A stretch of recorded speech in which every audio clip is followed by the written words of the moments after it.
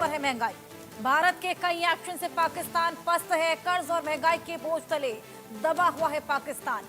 महंगाई, फूड संकट, आर्थिक दबाव लगातार सरदर्द बना हुआ है। पाक में करोड़ों लोगों के सामने भुखमरी का संकट अब लगातार गहराता चला जा रहा है।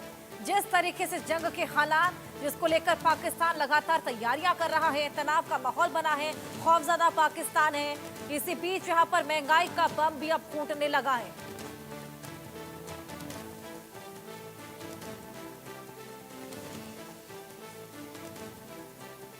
महंगाई किस कदर बढ़ी है, आइए ग्राफिक्स के जरिए आपको समझाने की कोशिश करें, डेट वाइज समझाने की कोशिश करेंगे। देखिए पाकिस्तानी रुपए प्रति किलो क्या कुछ किस तरीके से बिक रहा है। नींबू, अदरक, घी, नारियल तेल, आप देखिए डिफरेंस। आप देखिए 22 अप्रैल को जो चीजें 90 रुपए की थी वो अब 120 किलो हो चुकी हैं। वहीं चावल, नींबू, अदरक और घी, नारियल तेल, तमाम ग्राफिक्स के जरिए आपको दिखाने की कोशिश कर रहे हैं। चावल जो 300 रुपए का था अब 350 का हो चला है। चीनी जो 150 की थी 180 की हो चली है। चिकन 750 का था 800 का हो चला है। नींबू 800 का था 900 का हो चला है। डिफरेंस कितना ज्यादा है। अदरक 550 का था 600 का हो चला है। घी 2500 का था 2800 रुपए का हो चुका है। वही नारियल का तेल अब जो 1200 में बिका करता था वो अब 1300 का हो चला है। ये साफ बताता है, ये डिफरेंस साफ बताता है कि महंगाई कितनी ज्यादा अब पाकिस्तान में बढ़ गई है। मार्केट पूरी तरीके से वहां पर क्रैश हो रखा है। इसी बीच अब भारत ने इंपोर्ट और एक्सपोर्ट को बंद कर दिया है, उसके चलते भी खासा घाटा पाकिस्तान को होगा। वहीं एयर स्पेस बंद करने की वजह से जो फंड्स पहले ही पाकिस्तान के पास कम थे, अब जब विमानों को लंबी दूरी तय करके अपने डेस्टिनेशन पर जाना पड़ेगा तो भी खासा खामियाजा इसका पाकिस्तान को झेलना पड़ेगा। हमारे साथ colonel retired Sanjeev Sirohi defence expert हैं, साथ ही हुसैन जावेद पाकिस्तानी पत्रकार हैं, जुड़ गए हैं। उन दोनों से ही बातचीत करेंगे, जानकारी लेंगे। सबसे पहले हुसैन, मैं आपके पास आऊंगी। देखिए जंग की तैयारी तो चली रही है, वेपन्स को तो मजबूत किया ही जा रहा है, लेकिन इसी बीच मार्केट्स पूरी तरीके से क्रैश है। महंगाई खासा बढ़ गई है। ग्राफिक्स के जरिए हमने दर्शकों को प्राइस का डिफरेंस भी दिखाया है और ये डिफरेंस बेहद ज्यादा है। महंगाई वहां पर चरम पर है। जी आशा, सबसे पहले आपका शुक्रिया कि आपने मुझे इनवाइट किया और सर को भी सलाम। देखें, ये महंगाई की शरह और इसके हवाले से जो भी बातें हैं ना, मैं आपको बताऊं, इस वक्त हमारे यहाँ महंगाई जो है वो पिछले 7 माह की कम तरीन शरह के ऊपर है। आप उसमें किसी भी चीज के दाम उठा के देख लें। हमारा जो इन्फ्लेशन का रेट था, जो आज से 2 साल पहले मतलब आसमानों पर था, आज वो सिंगल डिजिट के अंदर जा चुका है। तो ये भी एक हकीकत है और हमारी जो इकोनॉमी काफी हद तक इस हवाले से रिकवर भी कर चुकी है। तो ये जो आपने फैक्ट्स दिखाए हैं, फिगर्स दिखाए हैं, मेरा नहीं ख्याल कि इस हद तक यहाँ पर प्राइस हाइक अभी भी है, क्योंकि जो हमारे यहाँ एक सिस्टम होता था जिसे हम कहते हैं प्राइस कंट्रोल मैकेनिज्म, इससे पहले वो इतना इफेक्टिव नहीं था, अब उसको काफी इफेक्टिव भी किया गया। तो मैं समझता हूँ सूरत हाल जो है, कभी भी कोई मुल्क कभी भी ये दावा नहीं कर सकता कि महंगाई उसके यहाँ है ही नहीं या बिल्कुल जो है वो उसका खात्मा हो चुका है। ये कहना सही नहीं होगा, लेकिन मैं आपको फिर भी कहूंगा, जो मैंने आपको कहा है कि कम से कम पिछले 7 माह को अगर उठा के देखें, महंगाई की सबसे कम जो शरह है, रेशो है, वो इस है पाकिस्तान के अंदर। लेकिन हुसैन, ये हम बहुत ज्यादा पुराने दिखा नहीं रहे हैं रेट्स। ये 22 अप्रैल और मई के बीच के ही डिफरेंसेस हैं। यहाँ साफ देखा जा सकता है कि आंकड़ा बेहद ज्यादा बढ़ गया है। डिफरेंस यहाँ पे बेहद ज्यादा है। ये साफ दर्शाता है कि महंगाई वहां पर बढ़ गई है। और इसी बीच हमने देखा था जब रमजान वहां पर थी, तब भी चिकन लेने के लाले लोग पड़ गए थे। चीनी बेहद ज्यादा महंगी हो गई थी। यानी कि महंगाई बढ़ती ही चली आ रही है, कम होती हुई तो नजर नहीं आ रही है। देखिए, मैं आपके साथ एक बात यहाँ पे शेयर करता हूँ। जब हमारे यहाँ रमजान था, उसमें होता है कि अक्सर जो इस तरह के हमारे दुकानदार होते हैं या व्यापारी होते हैं, कहीं ना कहीं वो स्टॉक कर लेते हैं, कहीं कहीं इश्यूज आते हैं और एक आर्टिफिशियल किस्म की जो प्राइस हाइक होती है वो इस तरह सामने आती है। लेकिन ऑब्वियसली रमजान जो है वो अप्रैल के शुरू में खत्म हो गया। उसके बाद जो आपने कहा ना कि आपने 22 अप्रैल के फिगर दिखे हैं और मैंने आपके साथ शेयर किया कि पिछले 7 माह के आप उठा के देख लें, मेरे फिगर हैं ये 30 अप्रैल के हैं। तो सूरत हाल में काफी हद तक बेहतरी आई है, लेकिन मजीद काम करने की जरूरत है। यहाँ पे हुकूमत को बिल्कुल इस तरह से नहीं हो जाना चाहिए कि महंगाई में कुछ कमी हुई है, और भी कमी होनी चाहिए। या मैं आपसे इत्तेफाक करता हूँ। बिल्कुल, लगातार महंगाई बढ़ रही है। चलिए दोनों के पास वापस आऊंगे। एक और बड़ी खबर दर्शकों को दे दें, भारत से पंगा लेना पाकिस्तान को महंगा पड़ रहा है। पाकिस्तान में जबरदस्त महंगाई की मार है। महंगाई से आम जनता का बुरा हाल है। प्याज 150 किलो हो चुके हैं, आलू 120 रुपए प्रति किलो, चिकन 750, मटन 2000 रुपए प्रति किलो जा चुका है। महंगाई लगातार बढ़ती चली जा रही है। वेपनरी तो मजबूत की जा रही है, यह खाने पीने के लाले जल्द ही पड़ सकते हैं, जिस हिसाब से वहां पर महंगाई लगातार बढ़ती चली जा रही है। चलिए ग्राफिक्स के जरिए समझाने की कोशिश करेंगे कि कितनी कीमतें यहाँ पर बढ़ी हैं। प्याज 150 रुपए प्रति किलो, आलू 120 रुपए प्रति किलो, टमाटर 105 रुपए प्रति किलो, आटा 120 रुपए प्रति किलो, चीनी 180 रुपए प्रति किलो, चावल 350 रुपए प्रति किलो, बेसन 445 रुपए प्रति किलो, वहीं घी 2800 रुपए प्रति किलो, पेट्रोल 250 रुपए प्रति किलो, सरसों का तेल 530 रुपए प्रति किलो, दूध 230 रुपए प्रति किलो, एक अंडा 40 रुपए का है, चिकन 750 रुपए प्रति किलो का है, मटन 2000 रुपए प्रति किलो का। इनमें से तमाम ऐसी चीजें हैं, अगर मटन को परे रखा जाए, पेट्रोल को परे रखा जाए, तमाम ऐसी चीजें हैं जो एक इंसान के लिए बेसिक नेसेसिटीज हैं, जो इतनी ज्यादा महंगी हैं कि वहां पर आम जनता इस महंगाई की मार को लगातार झेल रही है। कर्नल संजीत सिरोही जी, महंगाई की मार तो साफ देखी जा सकती है। जो आंकड़े हम दिखा रहे हैं, जो कीमतें हम दिखा रहे हैं, बेसिक नेसेसिटीज वहां पर अब अफोर्ड कर पाना आम जनता के लिए बेहद ज्यादा महंगा हो गया है। बिल्कुल हर्षा जी, इसमें कोई नई चीज़ नहीं है। कभी भी कोई भी देश के अंदर जब लड़ाई के हालात होते हैं तो ज़्यादातर नॉर्मल टेंडेंसी होती है कि लोग जो है होर्डिंग शुरू कर देते हैं, इकट्ठा करना शुरू कर देते हैं, और इकट्ठा करने से जब डिमांड बढ़ जाती है और सप्लाई उतनी रहती तो कीमत बढ़ जाती है। इसमें कोई नई चीज़ नहीं है। और जावेद साहब जो कह रहे हैं वो अपने तजुर्बे से कह रहे हैं, लेकिन आप जो कह रहे हैं वो अपने स्टैटिस्टिक्स आप दे रहे हो, लेकिन मैं इसमें कोई अजीब चीज़ नहीं देख रहा हूँ, क्योंकि भारत की बजाय पाकिस्तान में लड़ाई का भय ज़्यादा है, लड़ाई का डर ज़्यादा है, क्योंकि वहाँ के जो पॉलिटिकल लीडरशिप है उन्होंने ऐसा माहौल बना दिया पाकिस्तान में कि भारत कभी भी हमला कर सकता है, भारत कभी भी हमला कर सकता है। मैं अभी 2 दिन पहले सुन रहा था कि जो POJK के प्राइम मिनिस्टर हैं उन्होंने अपनी आवाम को कहा है कि आप राशन इकट्ठा कर लो, 2 महीने तक का राशन इकट्ठा कर लो।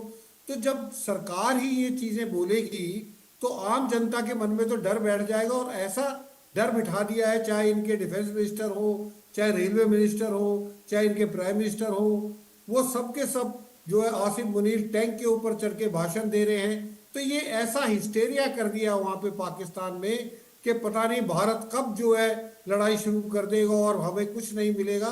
तो इस वजह से मुझे ये लगता है कि जो खौफ बैठा हुआ है लड़ाई का, जो कि वहाँ की भारत कुछ नहीं कर रहा है। भारत ना कह रहा है कि हम जी हमला करेंगे। भारत के प्राइम मिनिस्टर ने कहा है कि जो टेररिस्ट हैं, उनके जो परपेट्रेटर्स हैं, उनके जो बैकर्स हैं, उनके जो प्लानर्स हैं, उनके ऊपर किया जाएगा। किसी भी हमारे लीडर ने ये नहीं कहा है कि हम पाकिस्तान को ख़त्म कर देंगे, हमारी मिसाइलें पाकिस्तान के ऊपर लगी हुई हैं, हमारे न्यूक्लियर बॉम्ब। तो ये चीज़ें इस तरीके से एक माहौल पाकिस्तान में बन गया है, जिसकी वजह से मुझे ये लगता है कि लोगों ने सामान इकट्ठा करना शुरू कर दिया। जितनी इनकी ज़रूरत है उससे ज़्यादा लोगों ने होर्डिंग शुरू कर दी है, जिसकी वजह से ये कीमतें बढ़ गई हैं। हर्षा जी, बिल्कुल कर्नल संजीत सिरोही जी, बेहद अच्छा पॉइंट आपने रेज किया। आतंकियों के खात्मे की बात पीएम मोदी करते हुए नजर आए थे, पाकिस्तान की तो बात की नहीं। तो हुसैन, वहां पर इतनी बौखलाहट क्यों बनी हुई है?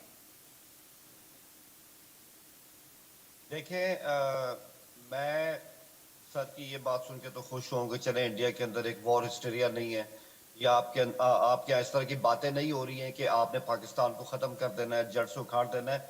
मैं समझता हूँ ये पॉजिटिव साइन, ये अच्छा साइन है कि इंडिया में अगर कोई इस हवाले से फसाद थी भी तो शायद अब वो आहिस्ता आहिस्ता कम हो रही है। और इन दैट हम सब यही चाहते हैं। देखिए, जंग को नहीं चाहता हर्षा, ना हम चाहते हैं और शायद आप भी नहीं चाहते, लेकिन इसके अलावा जो भी मसले हैं जिस तरह से है वो फिर हमें आपस में बैठ के हल करने होंगे।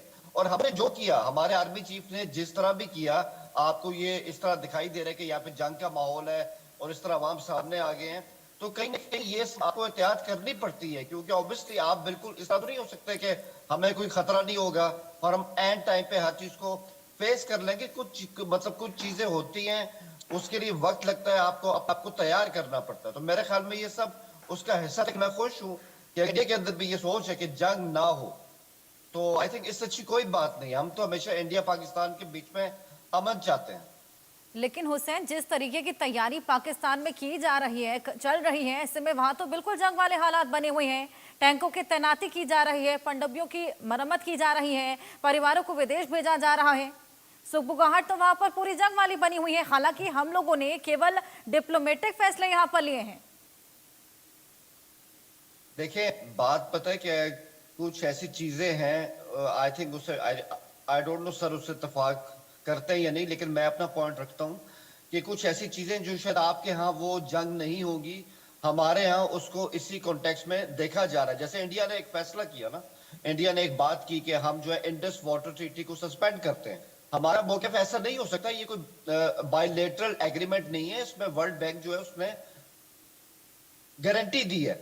अब हम अगर हमारा पानी बंद करने की तरफ जाएंगे, हमारा 80% जो हमारा इरिगेशन है, एग्रीकल्चर है, वो इंडस बेसिन जो एग्रीमेंट है इस पर निर्भर करता है। आप मुझे बताएं, जंग का नाम सिर्फ तोपे, जेट्स और ये सबमरीन्स नहीं होता है, इसमें पानी फैक्टर भी है।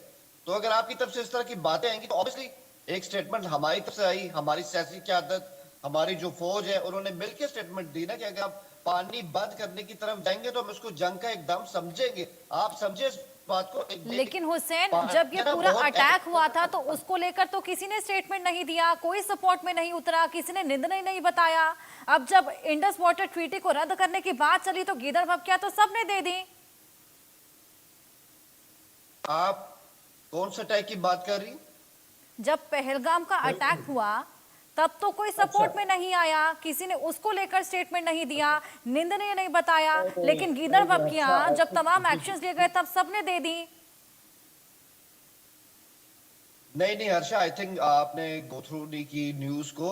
सबसे पहले जिस दिन अटैक हुआ उस दिन अगर पूरी दुनिया ने रिएक्शन दिया था, पाकिस्तान की सियासी क़यादत, हमारी अवाम, सबकी तरफ से इसकी निंदा की गई है। पहले दिन से हर रोज हुई है, आज भी हुई है। तो ऐसा इसको ऐसा मत कहें। हमने तो कहा है कि हम कंडेम करते हैं, क्योंकि जिन लोगों ने 26 लोगों को मारा है, वो चाहे हिंदू थे या मुसलमान थे, वो इंसान थे, मासूम लोग थे। हमने उनको कड़े शब्दों में उनकी निंदा की है। आज भी मैं आपके शो पे कर रहा हूं, और मैं ये नहीं कह रहा कि मैं कह रहा हूं, मेरी अवाम, मेरी हुकूमत ने भी कहा है। तो इस बात को समझे, इसको ऐसे मत ले। और हम इसमें इंडिया के साथ है, लेकिन हम चाहते ही हैं कि कोई इसमें जो एक सिंपल आता है ना कि ये चीज तो पाकिस्तान से हुई है, अगले 5 मिनट में ये फैसला भी हो गया। इस बात का पता नहीं चला कि वो लोग कहां से आए जिन्होंने हमला किया, लेकिन 5 मिनट में उनके स्केच भी सामने आ गए। मतलब ये देखे ना, इतनी जल्दी कैसे हो सकती है चीजें। पाकिस्तान को इस तरह से आप अगर कटेरे में लेके बगैर सबूत के, तो कैसे चलेगा इस तरह। चलिए, आप दोनों के पास मैं वापस आऊंगी। एक बड़ी खबर इसी बीच दर्शकों को दे दें। भारत के एक्शन से पाकिस्तान में बौखलाहट है। पाकिस्तानी राजदूत की गीदड़ भभकी सामने आई है। भारत को परमाणु हमले की धमकी दी है।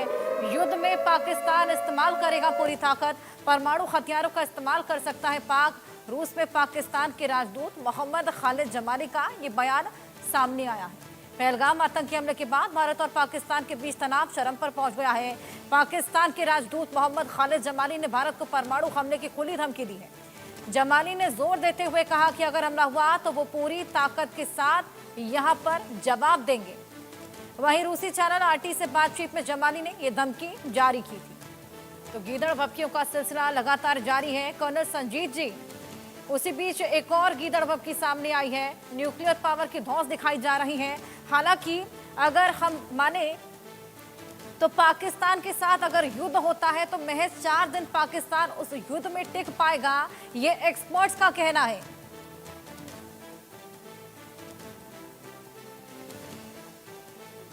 जावेद साहब से मेरा ये सवाल है कि जब भी कोई बात होती है, पाकिस्तानी लीडर हो या पाकिस्तानी ब्यूरोक्रेट हो या पाकिस्तान का आर्मी चीफ है, वो इस चीज की धमकी, न्यूक्लियर की धमकी क्यों देते हैं हमको? आपने आज तक 22 अप्रैल को पहलगाम में हमला हुआ था, उसके बाद आपने हमारे प्राइम मिनिस्टर को भी सुना, डिफेंस मिनिस्टर को भी सुना, होम मिनिस्टर को भी सुना, और किसी मिनिस्टर को भी सुना होगा। आर्मी चीफ की तो बात ही छोड़ो, किसी नेता ने, और नेता तो वो बातें बोलते हैं जो कि हो भी नहीं सकती है, पर आपके जो भी लोग हैं वो न्यूक्लियर धमकी क्यों देते हैं? क्यों ये भूल जाते हैं कि आपके जो न्यूक्लियर बॉम्ब है उसमें कोई दो राय नहीं, आप एक न्यूक्लियर स्टेट है, लेकिन न्यूक्लियर स्टेट होने के साथ साथ आपको एक रिस्पॉन्सिबल स्टेट भी होना चाहिए। लेकिन प्रॉब्लम पाकिस्तान की ये रही है कि पाकिस्तान को न्यूक्लियर बॉम्ब तो बन गया, लेकिन जो न्यूक्लियर बॉम्ब के साथ रिस्पॉन्सिबिलिटी आती है वो रिस्पॉन्सिबिलिटी पाकिस्तान ने नहीं दिखाई है। और बार बार हमको धमकी दी जाती, ये धमकी अगर आप अफगानिस्तान को दो, ईरान को दो, तो समझ में आती है बात कि भाई आप धमकी दे रहे हो तालिबान को, क्योंकि तालिबान के पास न्यूक्लियर बॉम्ब नहीं है। आप ईरान को धमकी दो क्योंकि ईरान के पास न्यूक्लियर बॉम्ब नहीं है। लेकिन आप धमकी उस देश को दे रहे हो जिस देश के पास भी न्यूक्लियर बॉम्ब है। अब वो आपके ज्यादा या हमारे ज्यादा, आपके कितने किलो टन के, हमारे किलो टन के, वो सीक्रेट है, हो सकता है उसमें फिगर्स में थोड़ा ऊपर नीचे हो सकता है। लेकिन आप इस चीज को क्यों भूल जाते हैं कि अगर आप न्यूक्लियर स्ट्राइक करेंगे तो क्या भारत न्यूक्लियर स्ट्राइक नहीं करेगा? और जब दोनों देश न्यूक्लियर स्ट्राइक एक दूसरे पे करेंगे तो ना आप बचेंगे ना हम बचेंगे। तो फिर इस चीज को बार बार क्यों दोहराया जाता है? इससे साफ जाहिर ये होता है कि आप लोगों के मन में ये डर है कि कन्वेंशनल जो वॉरफेयर है, जो पहले लड़ाइयाँ जैसे हुई, 65 की हुई, 71 की हुई, कारगिल हुई, वैसी लड़ाई में आप हमसे नहीं जीत सकते, बल्कि हो सकता है आपकी बहुत बुरी हार हो। तभी आप बार बार, आपके लीडर जो हैं, आपके एम्बेसडर है, न्यूक्लियर बातें करते। ये एक रिस्पॉन्सिबल, एक मैच्योर स्टेट की ये जो है स्टेटमेंट नहीं होनी चाहिए। हमारे वाले तो कोई नहीं कहते कि न्यूक्लियर बम कर देंगे। तो ये चीजें आपकी तरफ से क्यों आती है? ये मैं आपसे, जावेद भाई, आपसे ये सवाल पूछना चाहता हूँ कि आप हर चीज को उस न्यूक्लियर लेवल पे क्यों ले जाते हो? अभी तो आप कह रहे थे कि हमको बैठ के सुलझाना चाहिए। आपकी बात से मैं पूरा सहमत हूँ, ना लड़ाई आपके हित में ना लड़ाई हमारे हित में। लेकिन पॉइंट ये है, अगर दोनों के हित में नहीं है तो कि न्यूक्लियर की धमकी क्यों दी जाती है? हर बार कारगिल हुआ, न्यूक्लियर की धमकी दी। ये धमकियां मैं आपको बता रहा हूँ इस चैनल के माध्यम बिल्कुल से। जावेद जी, ये बेहद अच्छा धमकियों पॉइंट का- यहाँ पर सर ने रेस किया है, इसको लेकर आप क्या कहना चाहेंगे? जी बिल्कुल, मैंने कर्नल साहब की बात सुनी है। मैं इस पे यही कहूँगा, देखिए जो परमाणु हथियार होते हैं, ऑब्वियसली वो आपके पास भी है, हमारे पास भी है। आपके पास सबसे 12 ज्यादा है, हमारे पास शायद 160 है, आपके पास 172 है। लेकिन बात ये है कि ये हथियार जब मतलब आपके पास भी आ गए, हमारे पास भी आ गए, 98 के बाद इस इलाके का जो एक स्ट्रेटेजिक बैलेंस था वो हमेशा के लिए चेंज हो गया, डायनेमिक्स चेंज हो गई है। और ये हथियार इस्तेमाल करने के लिए नहीं होते, ये मैं आपको वाजे कर दूं, ये बैलेंस ऑफ पावर के लिए होते हैं। और यही वजह कि आप देख लें, क्या आपने देखा है कि 71 के बाद इंडिया पाकिस्तान की कोई फोर्स वॉर हुई है? और 98 के बाद तो वो रहा सहा जो एक था, जो एक मतलब खतरा था, वो भी नहीं रहा। तो ये बैलेंस ऑफ पावर के लिए होते हैं। लेकिन अगर मैं इस हुसैन बात सर को का हिस्ट्री पे सवाल लेके यहाँ चलूं, पर यह है कि बार बार धौंस क्यों दिखाई जा रही है? हमारी तरफ से ऐसे कोई बयान नहीं सामने आ रहे। देखें, ये थ्रेट परसेप्शन होता है, इंटरनेशनल रिलेशंस की थ्योरी होती है, और आपको एक तरह से अपना मौके इस तरह से देना होता है कि जंग की तरफ मत जाइए। ठीक है, इसका यह मतलब नहीं कि वो हथियार का इस्तेमाल भी किया जाएगा। मैंने इस बात को पहले ही वाजे किया, ये सिर्फ एक शील्ड है, इसको एक शील्ड के तौर पे लें। आपके पास भी, हमारे पास भी, और मैं यानी इसको गीदड़ भपकी कहना गलत नहीं होगा ना? अब गीदड़ भपकी जो है ना लफ्ज हमने कभी इस्तेमाल नहीं किया, लेकिन हम यही कहेंगे कि हमारा मौकिफ ही होता है कि, और हमने हमेशा यही कहा है, हमारा जो एटमी हमारे जो भी एटमी हुसैन, आपके सूचना मंत्री थे जिन्होंने कहा था कि पाकिस्तान विक्टिम है, उसे फंसाया जा रहा है, और उन्होंने कहा था कि 24 से 36 घंटे में भारत हम पर हमला करने वाला है। इस तरह की सूचनाएं तो आपके पास पहुंच जाती हैं, जबकि ऐसा कुछ होने भी नहीं वाला होता। तो ऐसे में हम क्या समझें इस चीज को? क्या पाकिस्तान खुद ही यहाँ पर चीजों को अज्यूम किया जा रहा है? देखिए अर्शा, कई चीजें होती हैं जो न्यूज पे नहीं आती हैं। ठीक है, जरूरी नहीं है कि हर चीज जो है वो आपको न्यूज पे मिलेगी, एक्स पे मिलेगी। कई चीजें बैकग्राउंड में हो रही होती हैं।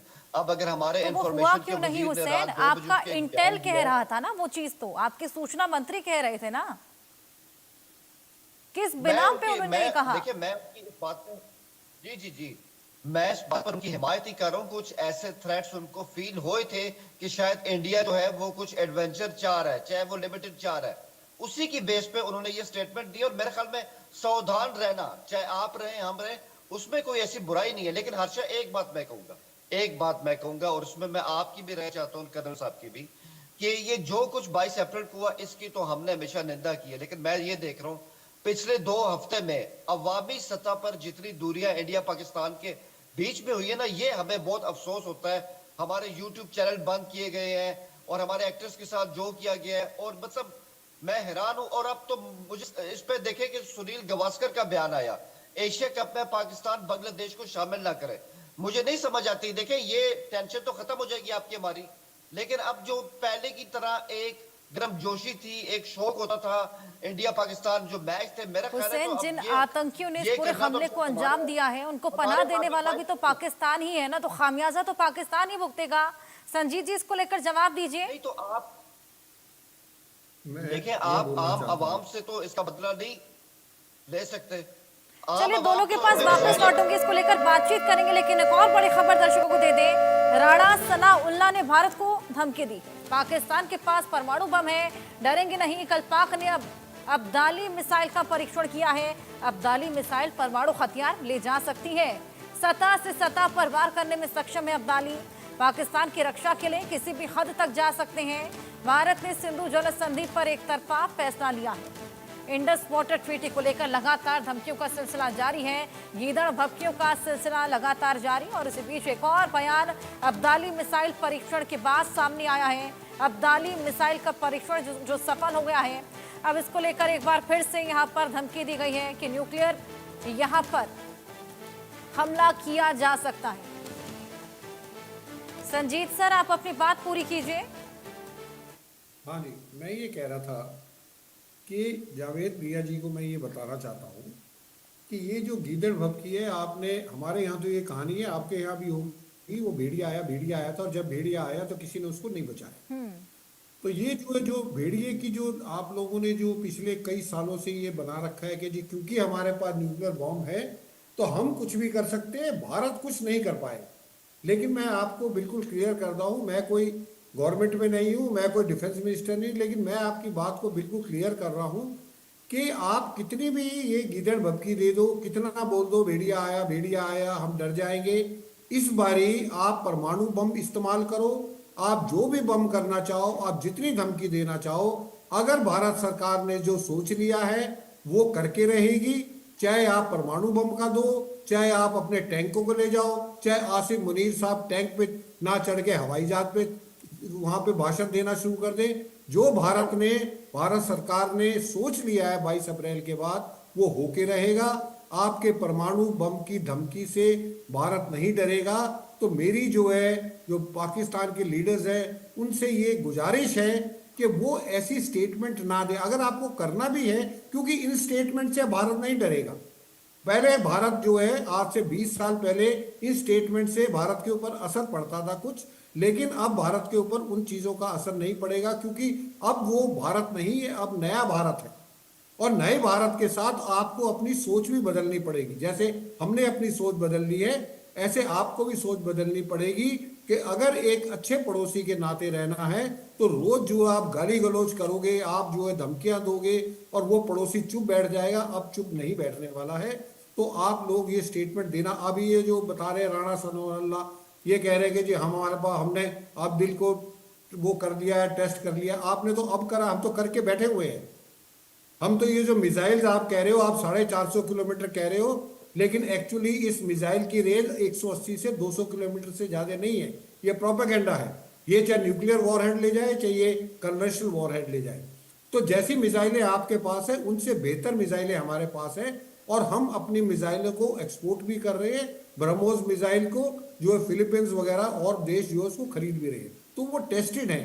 तो इसलिए ये मिसाइल की धमकी देना, परमाणु बम की धमकी देना, उन दो चीज़ों से नहीं होगा। और अब मैं पहले पॉइंट पे आता हूँ जो हर्षा जी ने जिससे शुरू किया था ये डिबेट, उसमें ये था कि महंगाई बढ़ रही। आप ये बताओ, अगर मेरा प्राइम मिनिस्टर या मेरा डिफेंस मिनिस्टर या कोई मिनिस्टर मेरा ये कहता है कि न्यूक्लियर स्ट्राइक करेंगे, तो मैं भी बाजार में जाके अगर मुझे 4 किलो आटा लेना होगा तो मैं 14 किलो आटा लूंगा, क्योंकि मुझे पता है न्यूक्लियर स्ट्राइक होगी तो आटा नहीं मिलेगा।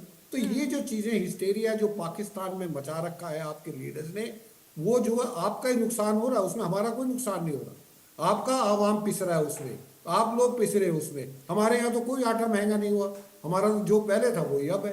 तो ये चीजें बिल्कुल हुसैन, यहाँ पर आवाम को परेशान करने का, तनाव में लाने का कहीं ना कहीं कल्प्रिट भी पाकिस्तान खुद ही है। चलिए, दोनों के पास मैं वापस आऊंगी। एक और बड़ी खबर दर्शकों के लिए, भारत के एक्शन से पाकिस्तान बौखला गया, इसको लेकर बातचीत करेंगे, लेकिन 5 सेकंड का वक्त मुझे दीजिए। बड़ी खबर के सह प्रायोजक हैं असली मसाले सच सच MDH। तो भारत के एक्शन से पाकिस्तान बौखला गया है। बौखलाहट साफ देखी जा सकती है। पाकिस्तानी राजदूत की गीदड़ भपकी सामने आई है। भारत को परमाणु से हमले की धमकी यहां पर दी है। युद्ध में पाकिस्तान इस्तेमाल करेगा पूरी ताकत, परमाणु हथियारों का इस्तेमाल कर सकता है पाकिस्तान। रूस में पाकिस्तान के राजदूत मोहम्मद खालिद जमाली, जिनका ये बयान सामने आया है, और ये पहला बयान नहीं है, इससे पहले भी कई गीदड़ भपकियां हम सुन चुके हैं। बिलावल भुट्टो भी धमकी देते नजर आए थे, ख्वाजा आसिफ भी धमकी देते नजर आए थे। तमाम सुप्रीम पावर्स हैं पाकिस्तान की जो लगातार गीदड़ भपकियां दे रही हैं, कभी प्रायश्चित करती हैं, कभी नसीहतें देती हैं, कभी यूटर्न लेती हैं, कभी फिर से एक बार धमकी देती हुई नजर आती हैं।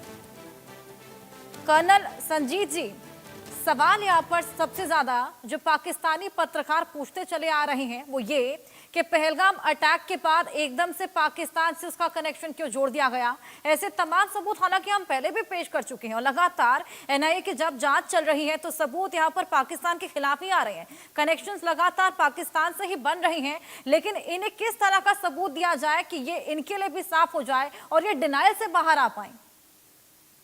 देखिए, ये इनका कुछ नहीं हो सकता, क्योंकि ये एक सबूत देना, पहली बात तो हम सबूत इनको क्यों दें, नंबर 1। नंबर 2, सबूत अगर देना होगा हमको, हमने क्या पहले सबूत नहीं दिए?